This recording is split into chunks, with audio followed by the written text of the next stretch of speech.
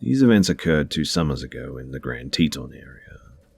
So, my boyfriend at the time, now husband, I'll call him H for this particular story, was an avid outdoorsman and also served in the military. I was an ecology major and wanted to spend more time outdoors, so he decided to take me on my first backpack, just the 2 of us.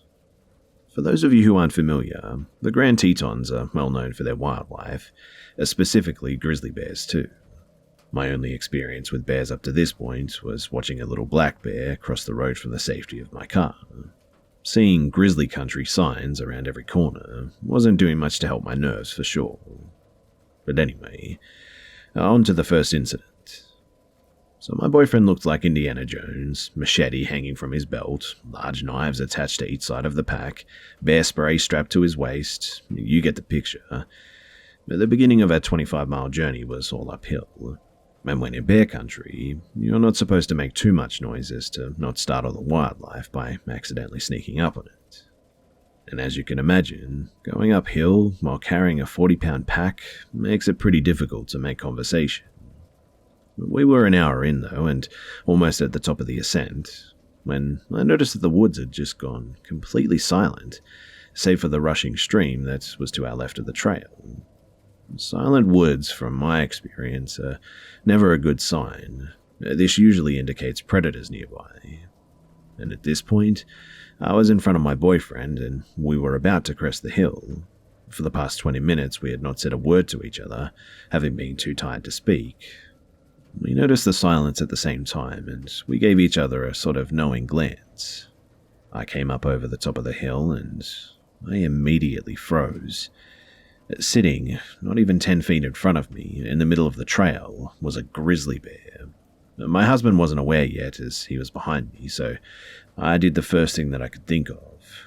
While still in my frozen stance, I managed to take my arm and started flinging it wildly behind me, trying to get H's attention.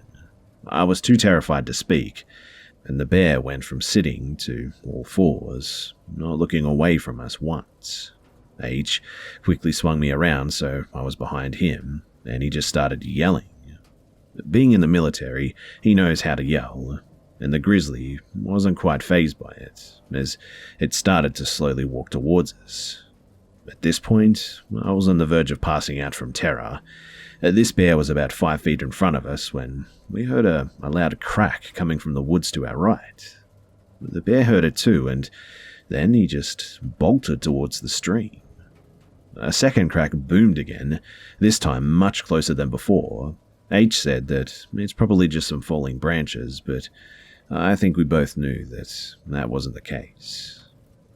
At this point, we were walking quickly up the trail in an attempt to create some distance from the grizzly, and also those strange noises. I felt the hairs on the back of my neck stand straight up though, and at that same moment, H stopped moving in front of me. He turned around to look at me, and I turned to look behind me, and to this day, we are not sure what we saw. But back where we were standing was a large black or brown mass is the only way I could describe it. It looked to be 3 times bigger than the already large grizzly that we had seen just a few moments before. Its back was facing us, and then it stood on its back legs, and it looked similar to a bear, but something about the shape of it was just off. At this point, it was probably stupid to run away, but this is exactly what we did. We were aware of heavy footsteps behind us, but neither of us looked back. The footsteps eventually faded, and I was a complete mess afterwards. H was doing his best to console me. Honey, this is extremely unusual. The bears usually stay away from humans. We're going to be okay.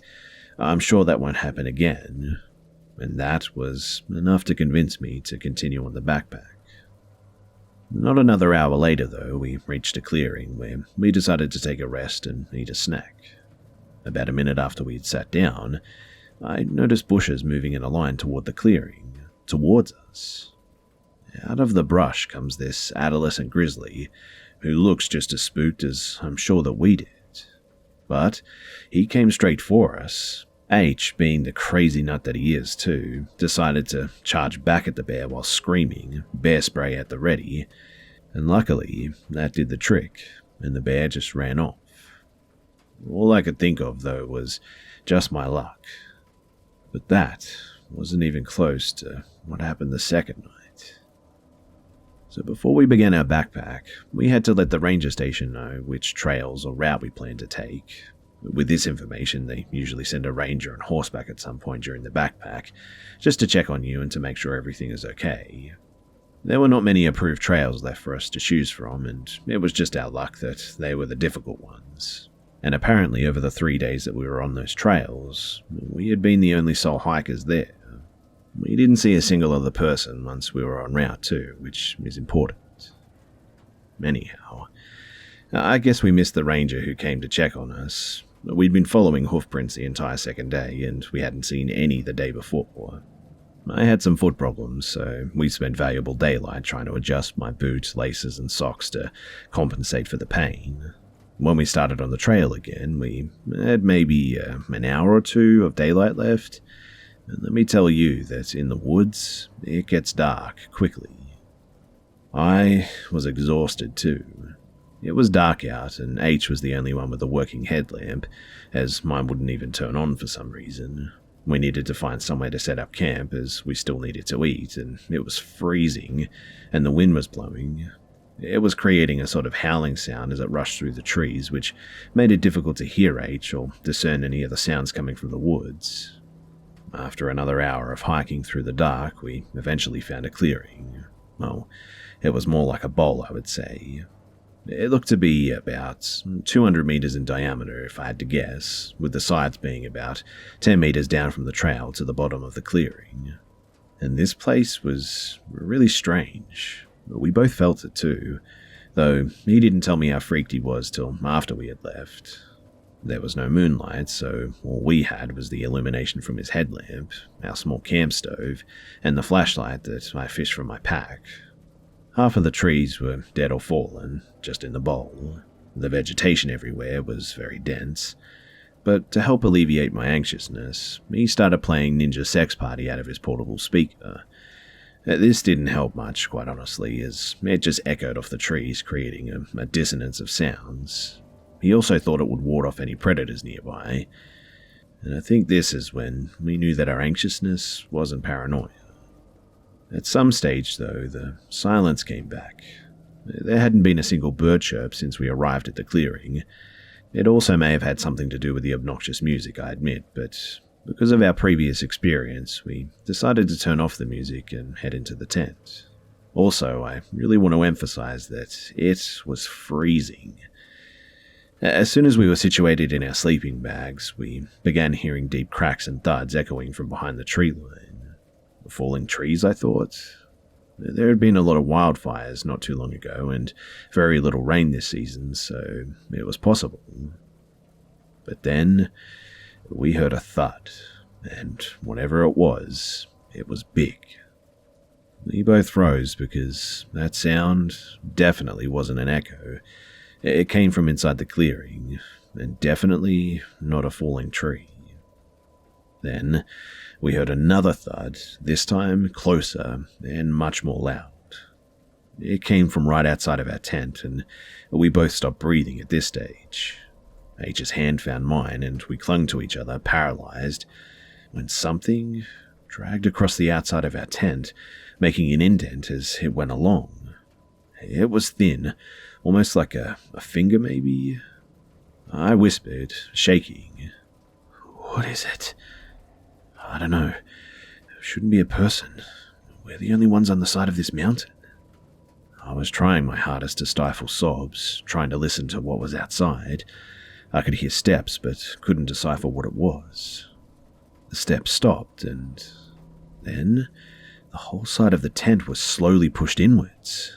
At this point, whatever was outside knew that we were in there, so I shined my flashlight at the side of the tent, and what I saw made my blood run cold. It was the shape of a human face pressed into the tent wall. I could make out the nose and an open mouth, and each time they breathed, it made the tent around their mouth billow in and out. H said, "Fuck that," and pulled a Glock from his sleeping bag. He cocked it, and the sound shattered the silence. The face pulled back, and we heard fast footsteps heading towards the edge of the clearing. We sat there just frozen in fear, listening for everything and every movement. We didn't leave the tent until the sun was shining the next morning, and the first thing that we noticed was the smell of urine. We came out of the tent and looked around, and whoever it was had peed on our coals that we had left in the fire, leaving a disgusting stench of evaporated piss. Footprints surrounded our tent, circling around multiple times.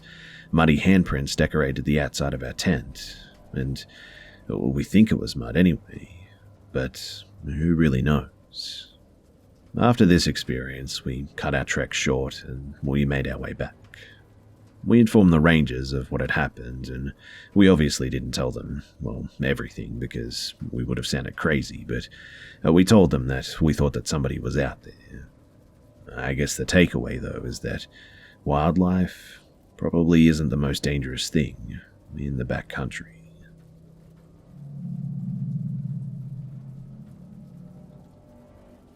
I live in a house that is really huge and quite beautiful, but there's one problem with it.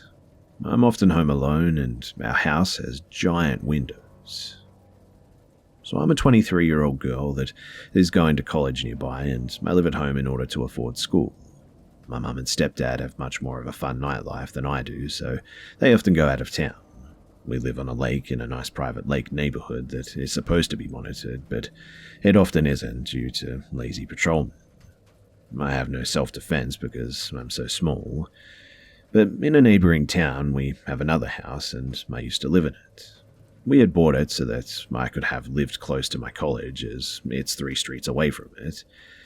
But I had a stalker there that would leave gifts, footprints by the windows, and even some letters. I knew who she was. She had been a classmate at my college that was not accepting that I had no interest in dating girls. I filed a police report, and we have been called a few times because she had been seen entering our backyard, even though we haven't been back to that house in a while. I definitely know that gut feeling when I'm being watched, though, and it's helped me more than once. I'm back at our main house, though, now, due to that experience, and have been here for a few months now. It's 40 minutes away from our other house, and it's extremely difficult to find. We live on a road impossible to find on GPS, and only my closest friends have been out here to visit. But 2 weeks ago, I called the cops. So I'd been home alone, sitting upstairs, and I saw a figure in our yard. And then I heard doorknobs being rattled downstairs shortly after. After the cops showed up, 45 minutes later from getting lost, they found no one and just assumed that it was someone attempting to break in. Whoever it was, though, they definitely saw me because our windows are huge and located everywhere, and I sat right beside 3 windows that are at least 15 feet by 13 feet. And this house was custom built for my mum and stepdad. Well, we have giant windows everywhere, including all of the bedrooms. Some of our windows are so big because they previously had belonged to an old church, at 17 feet high. Even my room has 4 large windows that luckily fit blinds, but most of our windows are too large for blinds or curtains. Which means, basically, everyone can see right into our house, whether they're in our front yard, backyard, or in their boat, etc. It really doesn't matter though, because they definitely can see into a big portion of the house, and the house itself is huge. There are 8 doors that I constantly check to make sure they're locked. I have 2 dogs, one of them being an English bulldog. And a week ago, I got home and I found a framed art print of a bulldog with saran wrap wrapped around it. There was no note and no context to it, so we have no idea who left it. I'm an artist though, and I often share pictures of my bulldog, so I feel that it's probably aimed towards me. We asked all of our friends, family, and even neighbors, but nobody knows who left it. Tonight though, I finished some assignments and I immediately lay down in bed. After about 20 minutes, I heard knocks on my window. My dog was in the hallway and started barking as soon as it happened. After laying down for like 10 minutes frozen in fear, I got up to try and see if there was something or someone out there lurking in the dark. There wasn't, from what I could tell. This all happened tonight, and I'm still laying here scared. The cops take so long to get out here and would probably get lost again, and my anxiety is so high, I guess from my past experiences. I've called my older brother and I've messaged friends to let them know what's going on. All 8 doors are locked and I triple-checked them as well. I know it all sounds a bit silly writing it out, but the feeling of being watched is just really, really scary.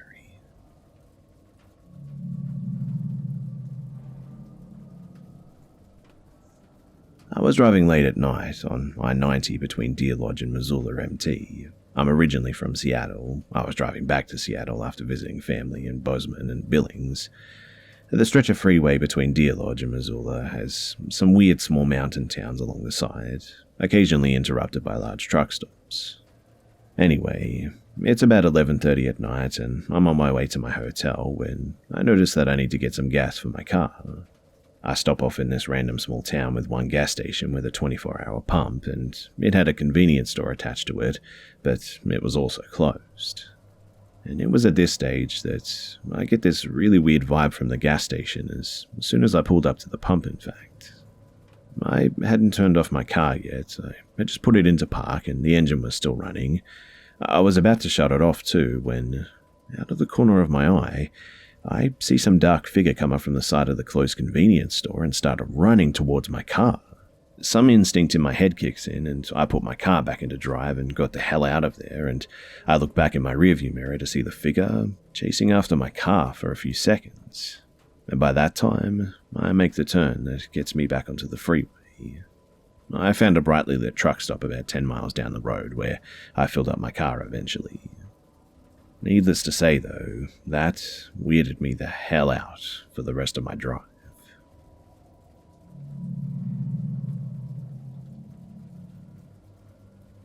So I missed trash night a few years ago, and I had to haul the trash down the block to the dumpster at like 9 p.m. Said dumpster is about 400 feet from my house and is visible from a very busy main road. My area has pretty bad issues with drug trafficking to the point that cars are constantly pulling up to a nearby abandoned convenience store to buy or sell at all times of the day. I was always told that if you don't mess with them, they weren't going to mess with you. And I never assumed that anyone was trafficking humans there.